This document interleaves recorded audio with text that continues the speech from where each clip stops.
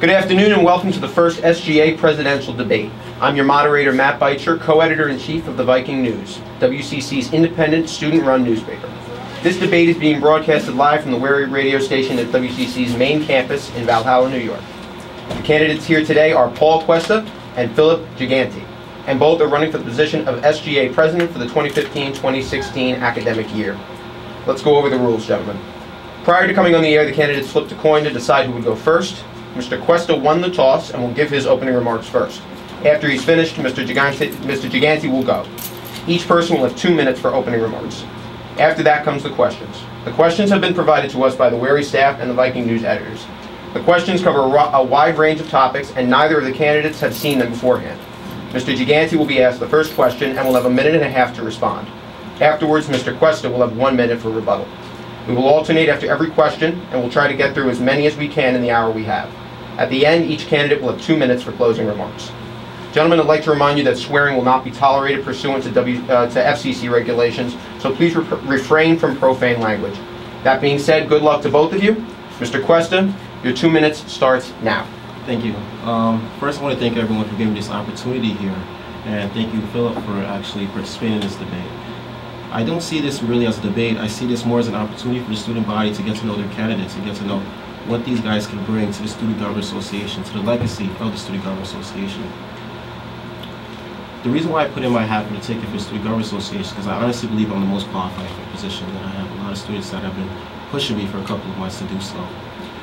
I have worked myself very high up the ladder as a student here. I've gone from being a student academic probation to now assisting Dr. Barado and Professor Ellen Zenman as a peer mentor for the counseling department. I had 4 students on academic probation. I built my club up, but I really just passed the torch to other students. I got it to be more, the medical society is now more than just assembly students that perform well academically, but we actually now are affiliated with the Westchester Medical Center, because that's what I believe student leadership is. I don't believe it's having an event, having a lot of people giving out candy. I think it's giving people opportunities that they wouldn't get outside of Westchester Community College. Telling a student that you go to Westchester Community College, you can still be a physician. And even so, on top of that, here's an internship opportunity at the Westchester Medical Center that's affiliated with the Patient Experience Department. You could be a member of the interface action team and speak to patients when they're discharged. But that's a little bit, because student leadership is more. Student leadership is affiliated in the community college with Harvard University. With my curriculum chairman, Dr. George Kedeku, I actually started our Harvard National Body United Nations team, and we participated in Harvard's 61st annual conference when it was SUNY Westchester Community College's first time participating. As a senator for the Student Government Association for 2 years, I literally feel like I became the Ash Ketchum of collecting business cards because of all the meetings I've been participating in. I have business cards from everyone from Robert Cirillo, the Director of Physical Plant, to even the Executive Secretary of the President Board of Trustees, Miss Yolanda Howell. God bless her heart. She's a wonderful lady. All right, thank you, Mr. Cuesta. Mr. Gigante, your time starts now. Ready. So my name is Phillip Gigante. I'm running for presidential student government here, as well as Mr. Cuesta. I'd like to thank Mr. Cuesta coming in, and this is a great opportunity for the both of us. I believe he's extremely qualified as well for running this position as well, but I'd like to talk a little bit about myself. I'm from Yonkers, New York, right in Westchester. I've been an orientation leader. I have been a peer mentor, and I have been a student tutor here at the campus, and I'm a student teacher as well. Thank you. I believe I'm qualified for this position because I see this as an opportunity for the student body and as well as the students to express their opinions on certain issues and topics that they want to get across. I see myself as someone that's very approachable, and I like to just help out. That's me in a nutshell. This is my opportunity to actually change something or continue what we do like seeing. So as Mr. Cuesta said, he is Mr. Ash Ketchum. I would like to associate myself as Mr. Phil Tiberius Kirk of the Starship Enterprise. I like to see myself as a leader, and I can't do it without a team though. So and I need as much as the help from the student body, as well as the students that go here, and anyone else that's also willing to volunteer and put in as much time as they can. So today I'm here to talk about any policies, any issues that we have going on the campus, and what we can do to change them. So without further notice, I'd like to just begin the debate and start actually talking about some policies. All right, thank you, gentlemen. Now for the questions. Mr. Gigante lost the toss, so he will get the first question. Your minute will begin, or a minute and a half, I should say. Will begin as soon as I finish the question. Your question is, what issues do you think currently go unnoticed, and how would you fix it? Your time starts now. There's a lot of issues that go unnoticed, but one of them that I could just think off the top of my head is probably one that I just thought of actually by myself. Is in the athletic department. A lot of physical activity. We don't really know too much about the athletic department here. And it's more targeted towards athletes, but I think we could all benefit from an athletic department. So perhaps if we could work with the athletic department and incorporate some exercises throughout the day or healthy living.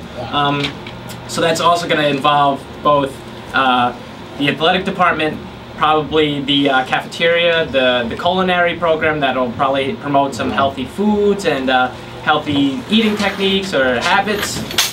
We could associate Web in here because they're great at promoting. Shout out to Web because I have a lot of friends going over there.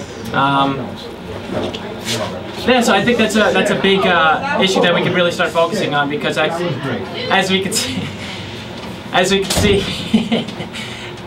see, America has been suffering from an obesity problem in most recent years, and a lot of people associate Americans as fat and lazy, but I think we could do a little bit to do something about that. So.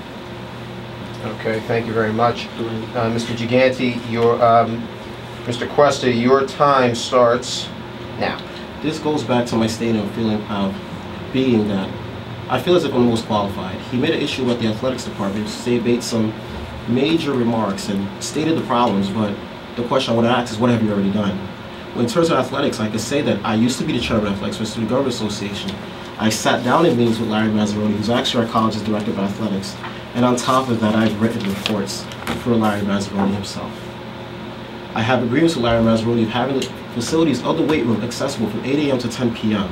And even though it will cost $50,000 to start this program, he will waive that as long as we're willing to find students that are willing to man the stations, students that are willing to have extracurricular activities and to get trained by him, and at the end of the day, receives letters of recommendations when they're ready to transfer to their schools.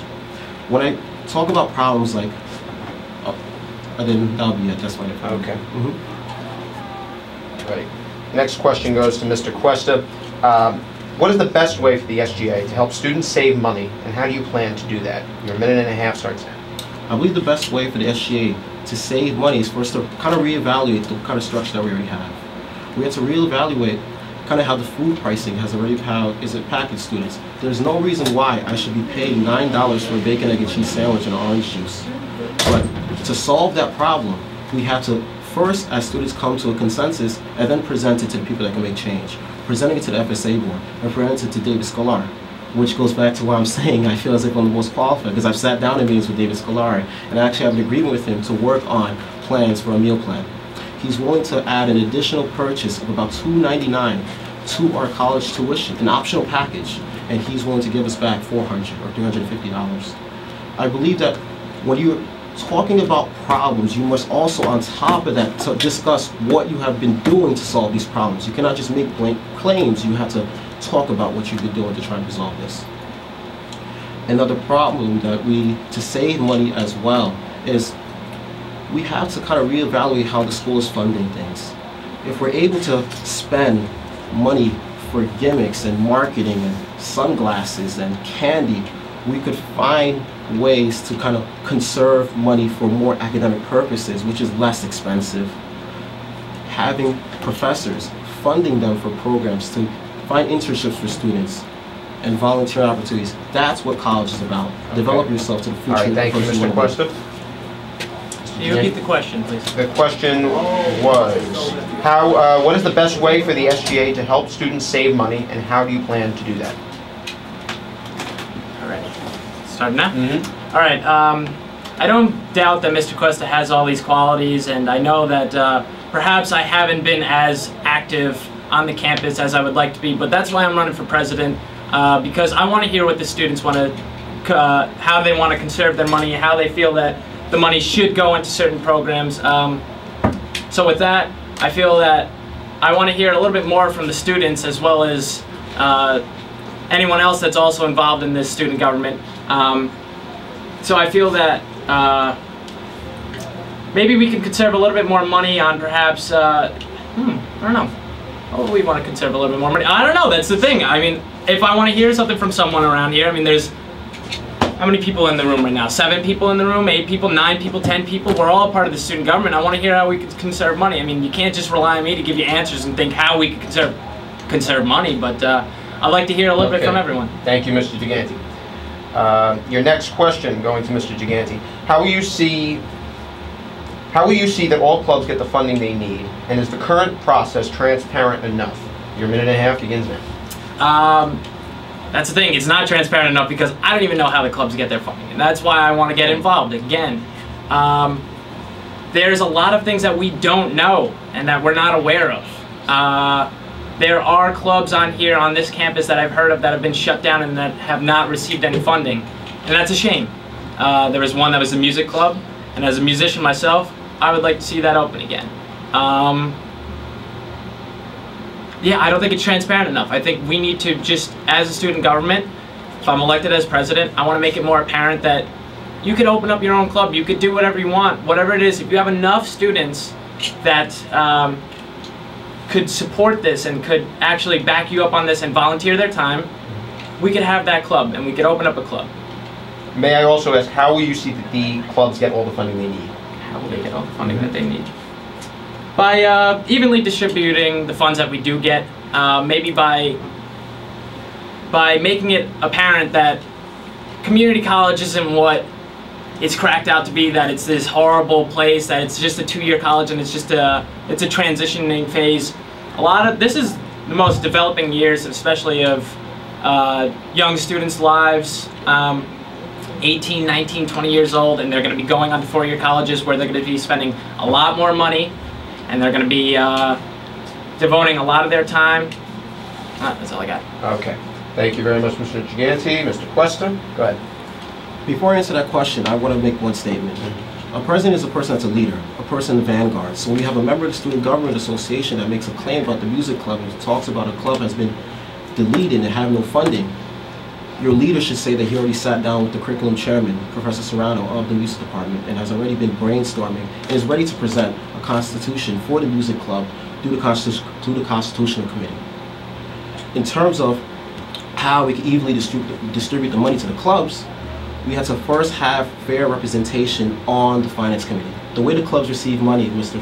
Gigante, is there's a financial committee composed of representatives of the student body and the Senate through club council.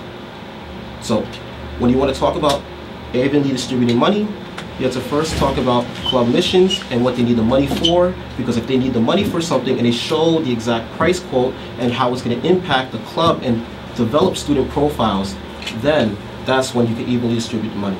Okay, thank you. Mr. Cuesta, what issues do you want to emphasize during your presidency if elected?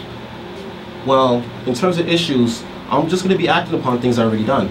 So when I tell you that I'm fixing the Wi-Fi issue, I'm not speaking, I'm not lying, because I've already composed a report that I handed to the cabinet of the president of the Student Government Association, to the president of our college, most specifically Anthony Scordino, who's our vice president of information technology. This is a Wi-Fi report that covers all the floors of the Harold L. German Library and even discovered an anomaly in the system that was preventing Android devices to link up to the Wi-Fi network as properly as an Apple device would. When I tell you that I want to increase the hours of the Student Center to 11 o'clock p.m., I'm not lying, because I sat down in meetings with both Brian Delansky, the head of security, and Robert Cirillo, who's the director of security. Security is in the Student Center, the same number of officers in the Student Center from 8 a.m. to 11 p.m. So there's no reason why the Student Center should be closing at 8 p.m. when there's students outside that are waiting for buses and there's snow outside, etc., etc. When I want to talk about issues, I want to talk about what I've already done, because that's what a president is. If you want to hear the concerns of the student body, you don't have to be president. You could be a senator or you could just be a member of the Student Government Association. Article 2, Section A and B state that all members of the student body who pay a student activity fee are members of the Student Government Association, and as representative members of the Student Government Association, we all share equally all the rights. You don't have to be the president to be president. Okay, thank you. Mr. Gigante, go ahead. Can you repeat the question? The question was, what issues do you want to emphasize during your presidency? Issues that I want to emphasize during my presidency depends on what the student body really wants, because obviously if I'm elected as the president of this college, of the student body, I want to hear what the issues are. So please, I've heard that there's issues of meals. A lot of students have been complaining about the prices of meals, that they're not affordable for students, and that maybe perhaps that we can change that a little bit. I've also thought of ideas of having meal plans as other colleges. Other colleges have had meal plans, like Manhattanville College, where they spend a certain amount of money up front and they have their meal swipes for the day. So that's it? All right, thank you both. Switching now to the issue of the DPR, the Director of Public Relations. Currently, the position is unfilled, and there have been suggestions that the position is ineffective. As a matter of fact, there was an amendment made to the Senate that the position be abolished. How would you solve this problem if elected? Mr. Gigante, your minute and a half begins now. the issue of the public relations? The Director of Public Relations. Director of Public Relations. I believe that a Director of Public Relations isn't just an image consultant that just wants to fix the SGA, the image to just match a certain mold. That's what I want to lead as well as with my presidency, and I want that as well to be a part of student government. Anyone else that runs for student government, or anyone else that decides that they want to get involved with the student government or associate themselves with the student body. So for the Director of Public Relations, I feel that it's important for him to realize that we want to give off an image that, or he or she, I should say, excuse me, whoever runs for the position, whoever wants to enlist in this position should give off an image that we want to be approachable and we want to fix problems as much as we can. So if that's feasible, or if that's anybody else that could fit that criteria, we don't want to have someone that's fake or that's trying to put on a false image for our college. That's the best that they could do for us. So, Mr. Cuesta? Mr. Cuesta, your time starts now. Well, I first have to make a reference that I was one of the senators that galvanized rejecting that amendment to delete the position. I believe the Director of Public Relations is a position that a lot of students could use, whether if you're a marketing major, or you want to go into political science, or you even want to be a public speaker. As a health science major, I can say that getting a public health major, that really is a suitable position. These positions are really opportunities for you to increase your student profile, so you can access four institutions that you wouldn't be able to transfer into without having that on your resume. The Director of Public Relations should be reevaluated. It should be made more effective. And also, it should be filled.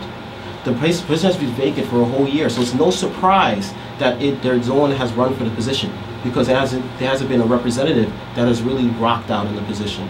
Give the people an opportunity. Student Western Community College has a 100% acceptance rate. If we have a former student government president who used to be an ex-felon for attempted murder, we have students that we could give an opportunity to become Director of Public Relations. Okay, thank you both. Mr. Cuesta, the next question is for you. Are we democratic enough now, or doesn't it matter? And why do you think that way? I believe we're not as democratic as we used to be, because right now Senate representation is very low. I'm only one of 9 senators, and historically speaking, there used to be more senators. They used to have, every club used to be a senator. And even though the structure, quote unquote, is more organized now, I feel like not enough voices are being heard.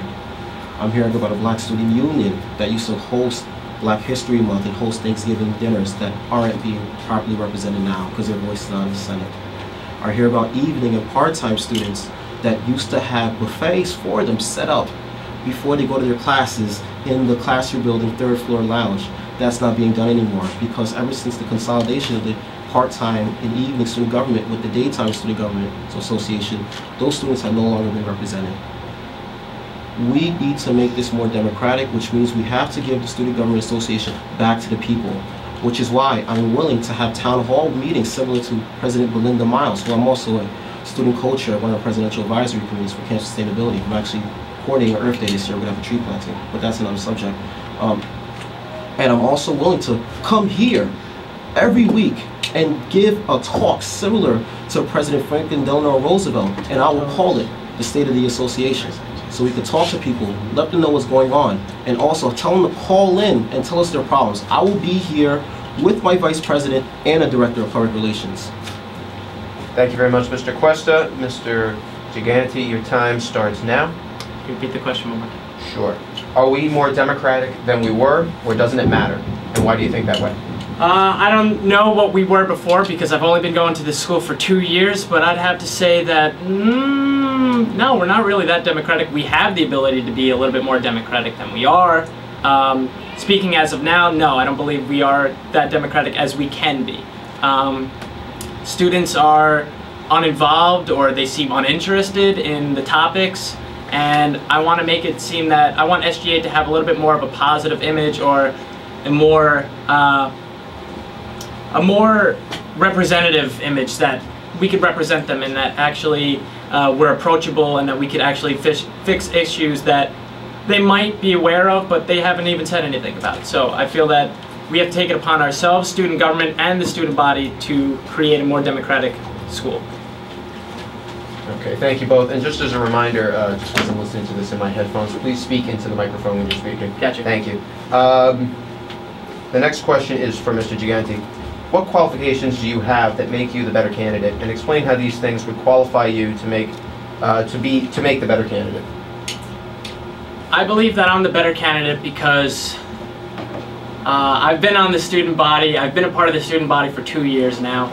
I've met several members of different clubs. Yeah, I haven't been politically active, I can admit that. Obviously, as you can see through my debate, I don't think I'm backing it up here that I've been politically active, but you know what? I've been talking to people. It's not that I'm not involved, all right? I don't want it to come off that I'm not this uninvolved student that just showed up one day and decided he's going to run for president. It's been 2 years here that I've been getting involved, and I've been a student leader for orientation. I welcomed incoming freshmen to orientation to our school, and I put a new spin on their experience. A lot of them I saw that were not happy with their experience, and they were not happy to be here. Others were, which is great, but I feel that I've also, let's see, what else have I done? What makes me the better candidate? I've been a student tutor here at the college, so I've been hands-on working with students that are struggling with classes. I've worked in the Steps for Success program. I've given a workshop speech to students that have a 2.5 GPA or lower, or that they're taking non-remedial classes. And right now I'm a student teacher in an English 101 class. So I just like to get involved, and I just like talking to students. And if you have an opinion, if you have yes. You can finish. Go ahead. Okay. If you have an issue, please approach us, because we're not just we're not running the school and we're not making decisions. Okay. Thank you very much. Mr. Cuesta, your minute starts now. Just to speak upon why I feel like I'm the most qualified, is because I feel like I'm the most heavily involved in the whole student body. I've also welcomed incoming freshmen by assisting Director of Admissions Gloria De Leon with 3 open house sessions, so I've done that as well too. And I've also done more grassroots work in terms of helping Alexandra Lowe and Lilian Villarreal of the English Language Institute, the Office of Americans, by being an ESL tutor for incoming international immigrants that want to learn the language of English and eventually apply for citizenship. I'm also able to reach out to all the students. I've been a member of clubs throughout my whole tenure. I've been the president of both the Medical Society and the Harvard National Model United Nations team. But this goes on top of me being a vice president for Making a Difference Club and the ambassador for the European Club. I believe I can reach out to all students, no matter what language barrier. I'm from a multicultural background myself. On top of speaking English, I'm fluent in languages Spanish and French. Mira que yo no estoy mintiendo cuando yo te digo que yo traigo la herencia colombiana. Okay. I feel like I talk to anyone. Thank you very much, Mr. Cuesta. The next question is for Mr. Gigante. No, I'm sorry. The next question is for you, Mr. Cuesta. Who or what inspires you? Well, my inspiration comes from people that made positive change all throughout history. whether if you're talking about Siddhartha Buddha, Yehoshua ben Yosef, Martin Luther King, or even my own curriculum chairman, Dr. George Kadegu. I love hearing about stories of adversity and how people have overcome that adversity with just pure perseverance. My own parents, for example. My mother from Santiago de Cali, Colombia, and my father from St. Mark, Haiti, both studied under candles for me to have the opportunity to procrastinate of sending my research papers through a private Wi-Fi network. My mother eventually became a registered nurse and got her master's in public health, and my father is a software engineer for the Chase Bank under the Bank of New York Mellon subgroup. I want to make positive change because I've seen people make positive change. We're here for such a small amount of time, if you think about how old this globe is, that the only thing we could do is make change. We have a shelf life, but the difference we make in the world, that right there is immortal. Okay. Mr. Gigante, go ahead. My positive influences? I really hope my parents are listening to this, but apparently they're not because it's not online. So it will be, don't worry. It will be, so then they'll hear this and I'll make sure that they go and check this out. My parents are definitely one of my most positive influences in my life. I love them dearly.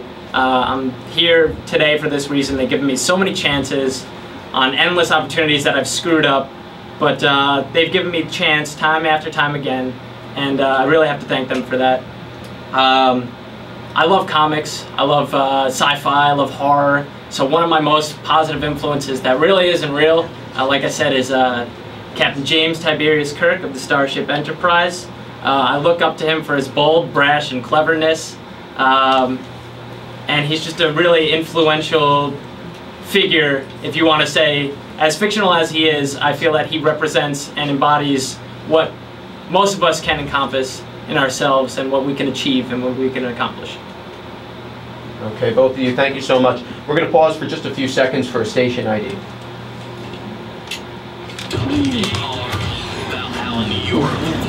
That's good. Yeah, we didn't have enough to for you guys. Hold on, we're back on. We're back on. Okay, welcome back. We're going to start now with Mr. Gigante gets the question next. Why do you want this job? It's kind of a thankless job, kind of. It's a lot of hours, no pay. Why do you want this job, Mr. Gigante? Because I was just talking about this with the teacher. I feel that a politician's image has really a bad rep to it. At first I was a little bit hesitant to applying for this role, and I don't think that was a sign of nervousness. It's just that society has deemed that government and the presidency is a little bit as a weak power, or that it's almost like a figure or a head or a puppet. So if that's the case, if that's what it's going to serve as an image, I just want my image, or whether or not my candidacy, if I win or if I lose, you know what, I'm happy I did this, because you know what, at the end of the day, Mr. Cuesta is obviously really qualified. And I don't doubt anything that he's saying, and I believe in him, and I believe that he could change a lot for this school, whether he wins or not. Me as well, if I win or lose or not, I'm still going to be involved on campus. This is not my only opportunity. This is not the last time you will be seeing me, but I do have high hopes of winning. And I would like to represent to the student body, or whoever's listening to this, that, you know what, take the chance, run for whatever you want. If you want to be president, go for it. Because you know what, if you have a good heart and you're motivated, you could do it. So. All right, thank you very much. Mr. Cuesta, your minute starts now. Well, I'm the type of person that I'm not attracted to titles. I'm attracted to responsibility. As a president of the Student Government Association, I will not see myself as a politician. I will simply see myself as an advocate for positive change on this campus. All types of change. I want to make positive change. I want to enhance lives. I want to give people opportunities that they did not have before. I was just in a meeting earlier with Carla Capobianco, and she told me that if I could attract students to assist her with a native plant sale, she will, in return, write them letters of recommendation when they're ready to transfer for school. This is what college is about. And as president, I'm going to do my best to get these opportunities. Okay, thank you both. The next question. Do you think the SGA's authority is too limited? Mr. Cuesta will get the question here to a minute and a half. Go ahead. Well, I don't think it's too limited. I think that there has to be more of a separation of power, honestly, if you believe. I've been in Senate meetings where 88% of the Senate has been for something, but yet it does not pass. because of the representation of the executive branch on the Senate.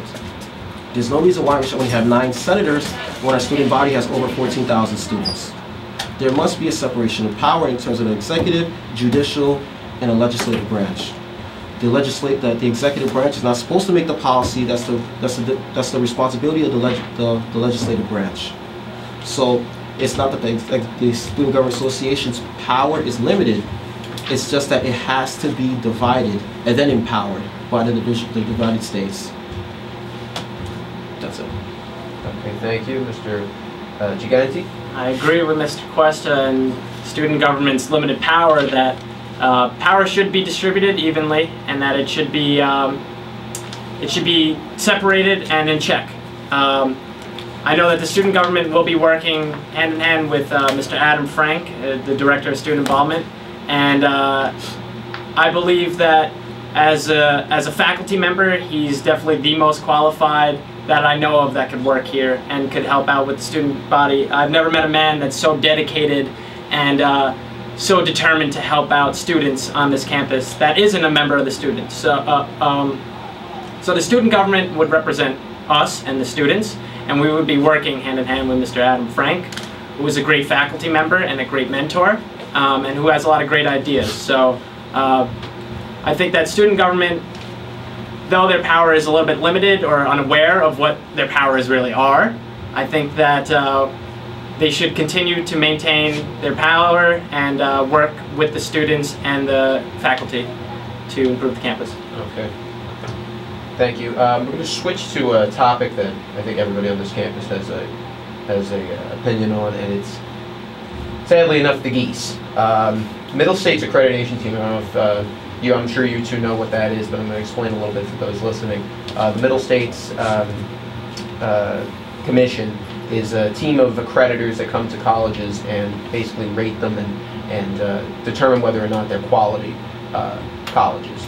And these people actually just released their report on WCC. They were here from Sunday to just yesterday, and they passed us on all 14 accreditation standards. But they did say, and this was no April Fool's joke, that one of the problems that every student they asked was geese. So I asked you two, what would you do to alleviate the problem of these geese? Not just the obvious problem. I'm not going to mention what the obvious problem is, but just the presence of them. Some of them are very hostile and have attacked students.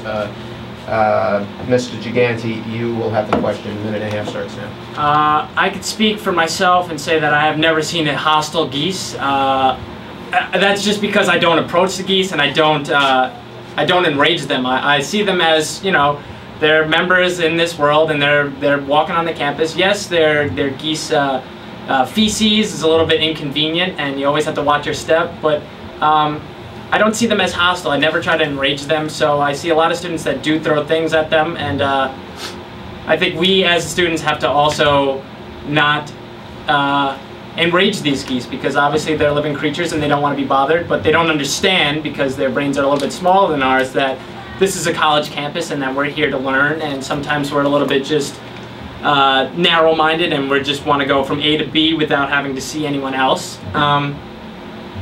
One problem that I do see is the geese feces in our paths, so I think that we could actually maybe do a little bit of a part and any kind of janitorial services that are here on the campus could help clean up. I probably would be willing to clean it up because it is just feces, and you know, you just get a broom and a broom handle and you just sweep it up into the thing and that's it. Maybe a little sprinkler system, maybe a little hose to hose down the sidewalks, you know, so you don't have to step in so many excrement geese feces. It's a little bit difficult, so yeah. Okay.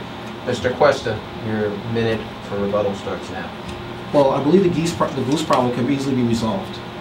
Well, in terms of the hostile geese, I can attest to that too, because during the mating season, when the geese hatch their young, or they're even guarding their eggs, they become very hostile. So if you're walking near a basket of eggs, the mother goose is going to flap her wings at you and even try and gore you. And in terms of the geese species, I don't see that as a problem at all. I will walk in goose poop if it means students are not walking from the Valhalla train station to our campus on a street with no sidewalk. I would walk in Yeah, it's a little funny though. It is funny because you're walking against traffic and cars that can hit you. I will walk on goose poop if it means that students are able to stay into the library until midnight when they're preparing for finals. I will walk in goose poop if students are not getting kicked out of the library at 5 p.m. But too bad we don't have to, because these problems can easily be resolved, very easily. All right, thank you, Mr. Cuesta. The next question. Do you feel there is an influence of the Westchester Events Board on the SGA, and is there any conflict of interest in this overlap? Mr. Cuesta, I believe, has the question. Yes, he does. Your a minute and a half starts now. The answer is simple, yes, because they're on the Student Government Association. Even members of Westchester Events Board are members of the Student Government Association because, as I said before, Article 2, Section A, Section B of the Constitution states that all members of the student body are members of the Student Government Association once they pay student activity fee. That's why I feel like I'm qualified for president, because I've read this Constitution, I know it front and back. I was a member of the Constitution Committee as well, too. In terms of Westchester Events Board, there may be and there may not be a confliction of personal interest, because that depends on the individual. I believe everyone should not be prejudged. They should all be given an opportunity, which is why I advocated for lowering the GPA bars, because there are students that are qualified for this office who have GPAs over 2.5. So in Westchester Community College is a heterogeneous mixture of students from different backgrounds, whether from Scarsdale or you're driving up from Harlem. In terms of the Westchester Events Board, they should be given a chance. They do have a strong influence because they hang around each other. They're all around each other. You're going to be biased. If you see that your friend Tom or your friend John or your friend Andrew is rolling this way, I'm going to be like, hey, I'm going to hang out with Andrew later on. We're going to go half and half on a pie pizza. Let me vote with him too. But the Westchester Events Board, it depends on the individual. If you're supposed to label something on the entire events board, that's not being right, that's not being fair, and I believe as president we have to be fair. Thank you, Mr. Cuesta. Mr. Gigante, the minute starts now. No, I don't think that Webb has any kind of influence on SGA. Webb members aren't a part of SGA. I could think of everyone that's in the office right now: Sakile, DJ, Tom, but those are 3 students that I could think of that I was a part of the orientation leader team, and they're specifically for SGA. Now I can think of about 20 students off the top of my head that go to Webb. Yes, their offices are right across the hall from each other, but these are all students that are involved and that they want to improve life on the campus. And I don't see any kind of like bias towards Webb and that they're trying to just steal this power or any kind of influence on the campus. Webb, they're made up of all these involved students, and I can't knock Webb for what they do. You know, they put themselves out there every time there's an event on the campus, and I really do appreciate what they do. And so no, I don't think that they're too involved. Okay, thank you. The next question, The next question to Mr. Gigante. Would you make budget hearings more open and scheduled so that club officers could explain their budget requests and why? The minute and a half begins now. Yes, I think they should be a little bit more open, because we should know where our money is going, since we are spending a certain amount of money for our tuition. You know, $2,500.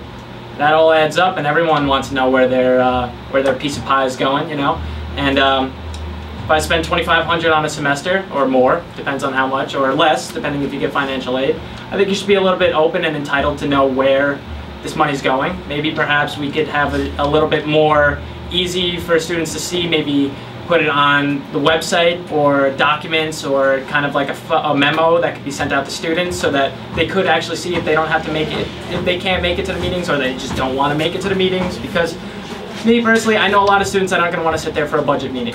And you know what? You can't hold them responsible for students that just want to listen for an hour, 2 hours, however long it takes. I'm not too sure, but you know what? You can't rely on students to be there and expect them to be like, oh, well, you know what? They weren't there for that. So you know what? Make a memo of what happened at the budget meetings and distribute them amongst the students. So. Okay, thank you. Mr. Cuesta, rebuttal. 1 minute, starts now. Just to provide some clarity for my fellow candidate, the financial committee meetings are a maximum 1 hour long, and they meet monthly during the Wednesday common hour. In terms of your question, Mr. Moderator, I actually proposed a bylaw to the Student Government Executive Board last Thursday, in which I'm allowing students that are club members to stay in the financial committee meetings, whether or not the club they're affiliated in is on the table or is on the floor. Because there's a lot of misinformation. We have students that are being told one thing when actually the exact opposite has occurred. Comments being made that no events have been registered, or you're not doing enough, or what have you done? These stuff can be clarified if you have a member or someone who's affiliated with that club organization in the room. Since I answered that question very closely, I would like to talk upon another comment. There are members of the Westchester Events Board that are on the Student Government Association. Student Government Association is not only the executive board, it is a Senate and also committees. And on the committees, there are members of the Westchester Events Board on that, especially the Financial Committee. Okay, thank you, Mr. Cuesta. The next question, there are 76 clubs on campus, give or take. Do you think they're fairly represented in the SGA, and how can that be changed? Mr. Cuesta has the question, and his time begins now. Well, it can be changed, and the way it can be changed easily, student advocacy. And that's my job as president, to coordinate that. Anything at this school can be changed through the proper method of action. What if it's a petition? If we get enough signatures, I will bring it myself to President Belinda Miles' office. I know where that is because I go to Hartford Hall often. Anything can be changed. What if it's the way the structure of the meal is, or even getting sidewalks at the side of the campus, or even, most importantly, getting a bus that actually comes to campus on Sundays. We have students that cannot get to campus on Sundays, so they have to get off on Grass Lanes Road. And as I attested before, and while my other fellow candidate was laughing about, they had to walk down the street against traffic, avoiding cars just to get to school, just to get to their Sunday course. And most importantly, because I am an ESL tutor, I teach people English, I can speak Spanish, there's ESL programs in the Gateway building, and students have to walk here. They're walking to campus against traffic. And that's something that could be advocated for through the proper method. And that's what something the president should organize. But more specifically, clubs, are they properly represented in this? Just a one-word yes or no? No, they're not. There's not enough. In terms of the current structure of the Senate, because the Senate is a legislative voice, only 5 representatives have come from club council, while 8 come from the student body at large. So no, unless a club representative wants to run through the public election, but it's very difficult to do that because of the coalitions that are formed. Thank you, Mr. Cuesta. Mr. Gigante, minute rebuttal, go ahead. No way. There's 76 clubs. I could probably think of 5 off the top of my head right now. And that's a shame. You know, I think that the students in those clubs have to make it, that they have to take it upon themselves to start participating a little bit more. And you know what, I would like to hear from some of these clubs if I am president. You know, when we had the student fair, I really enjoyed walking around and seeing all these different clubs, and there was a lot of clubs that I would like to devote my time to if I did have the time to. So I think we have to make it, we have to see these clubs as not separate clubs, and that certain clubs have a little bit more power, or how could you say that they're a little bit more active. But you know what, we have to work together, and we can maybe combine clubs, or like combine certain meetings where specific clubs that are more targeted towards something could do something for that event, and maybe another club could do something for that event as well, so they could combine together and work together. Okay, thank you. Mr. Gigante, the question for you, do you feel that enough students are aware of the elections? Currently they're being held online on MyWCC. Do you feel that that's the proper channel to do it, or do you think that we should find a different way? Should it be on campus? And are we doing enough to promote these elections? Your minute and a half starts now. No, I don't think we are doing enough to promote these elections, because to be completely honest with you, I don't even know when the election day is, and that's a shame, because I'm running for president. But you know what? I'm a student here, and I haven't heard anything about this. You could say whatever you've been doing, that you've been trying to promote this, and that you've been putting up flyers, you know what, so I'm going to take my time. That's why I came on today, and I had to say what I had to say. So you know what, whenever the election day is, we're going to find out a day for you. I'm sure Mr. Cuesta is going to tell you when the day is, please do, and we're going to elect the day, and let the best man win, because you know what, we have to make it a little bit more aware. Yes, I sometimes see it on my WCC website when I log on to my home account. An email sometimes comes in, you see it on the front page, but you know what, a lot of students don't even check Blackboard.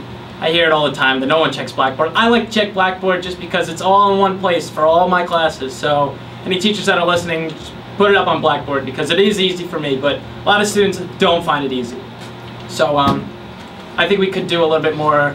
I think we could do a little bit better at improving our election poll process. And how would you do that? How would I do that? By doing things like this, having a debate and letting people know. Maybe perhaps setting up an actual poll, on campus. We can maybe do this. No, I have not done any initiative to do this, but you know what? I'm thinking of it now, and I would like to do that. So if Mr. Cuesta wants to do something like that. Okay. Mr. Cuesta, 1 minute rebuttal, go ahead. To answer the response to the question, my co-candidate, my other candidate for the same position for president, the election process starts Monday. It begins at 8 a.m. and it ends on Wednesday at noon. In terms of the elections process, due to your rules of restriction of profanity, I would like to say H-E double hockey stick, no. It's not being done. And the way I can resolve that is by empowering and giving the student an opportunity to be in DPR. Saying your job is not only to let people know about food surveys, or not to only let people know about transportation surveys, or not letting people know what the SGA is doing. It's to let people know about elections process. I work very closely with Frank as well too. He's been my advisor for about a very long time now, and I know him very well. Of student involvement, I work with all of them. That's why I was very happy when I received the Key Award for our student leadership last spring. But it can be done. Empower DPR, empower the committee, and get the word out to the student body. That's the way to resolve the problem easily. Okay, thank you, gentlemen. I'm going to do something a little interesting here. Mr. Cuesta, I'm going to give you a few seconds just to think of a question to ask your other candidate. Mr. Gigante will have 1 minute to respond, and Mr. Gigante will also have the chance to ask Mr. Cuesta one question, and he will have 1 minute to respond. If you have a question, go ahead and ask.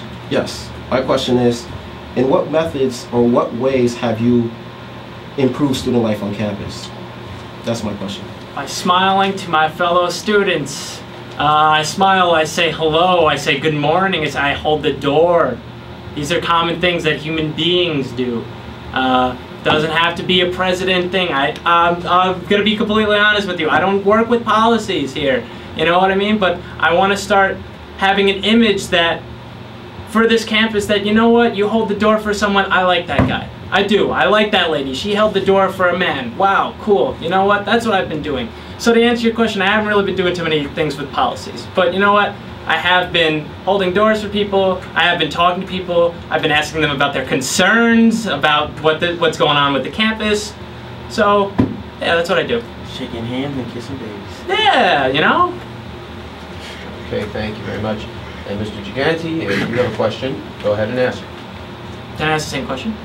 Absolutely, you can ask the same question. Okay, what have you done on campus actively and in the past, in present, and what will you do? No, I won't even ask for the future because we've already talked about that. What have you done in the remaining semesters that you have been here? What have you done on campus to improve student involvement? Well, you're looking at a report that I handed to Vice President Anthony Scodino in front of you, where I covered all the floors of the Harold L. German Library. And that's just one thing. Another thing I'm currently doing now, the student culture, along with Professor DeBerg Kirkin, the faculty culture and the Presidential Advisory Committee for Campus Sustainability. And I'm providing a report to our president to emphasize on public transportation and ways we can incentivize students to reduce our carbon footprint on campus. It's very funny. I know it's very funny, fellow candidate. In terms of the athletics, you have a report right here. I'll put this one also in front of you that I've done with the Director of Athletics, Larry Mazzaroni. We could keep the facilities open, and most importantly, we can establish an unpaid internships to give students an opportunity to receive letters of recommendation and get into schools you would not be able to do so without that. Okay, thank you, Mr. Oh, I don't get to say more stuff, but it's okay, because I do a lot more. Well, you do have the chance, actually, because that's the end of my questions. We're going to now go to closing remarks. Mr. Cuesta, as won the coin toss, will get the beginning for the closing remarks. You have 2 minutes, and your time starts now.